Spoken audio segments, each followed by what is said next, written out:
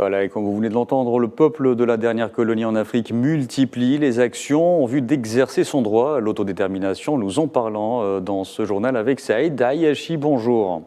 Bonjour. Alors vous êtes le président du Comité national algérien de solidarité avec le peuple sahraoui. Malgré 50 années de lutte et de victoires diplomatiques, le Sahara occidental demeure occupé illégalement par le Maroc. Comment l'expliquer aujourd'hui ? Rappelons que le Front Polisario a été fondé dans le feu de l'action libératrice contre d'abord l'armée espagnole le 10 mai 1973, et il n'a pas tardé juste après sa création à engager un combat majeur contre l'armée espagnole le 20 mai 1973, soit 10 jours après sa fondation, dans la grande bataille de Khenga. D'ailleurs, les festivités officielles de commémoration du cinquantenaire vont se dérouler le 20 mai prochain au niveau des camps des réfugiés sahraouis.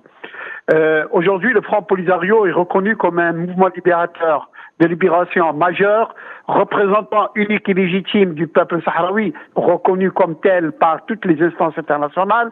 Et je rappelle qu'il est représenté dans plus de 120 pays à travers le monde, y compris les grandes capitales occidentales.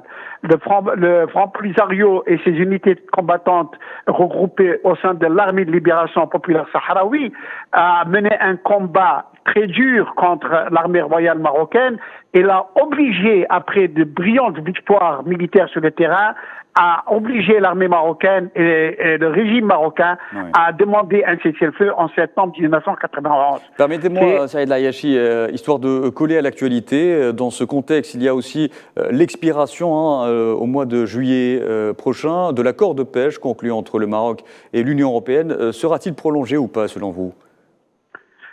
D'abord, c'est effectivement un aspect majeur de la lutte du peuple sahraoui, qui est la commercialisation illégale, la spoliation par les régimes marocains et la commercialisation illégale des produits sahraouis, et ou au sein de l'Union européenne.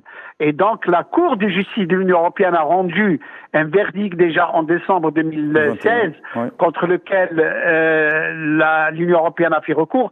On attend pour d'ici la fin de l'année le prononcé définitif, mais déjà la Cour de justice de l'Union européenne a donné raison au Front Polisario et au peuple sahraoui qui doit jouir, dit-elle, du produit de ces ressources naturelles en étant consulté préalablement pour toute forme de commercialisation.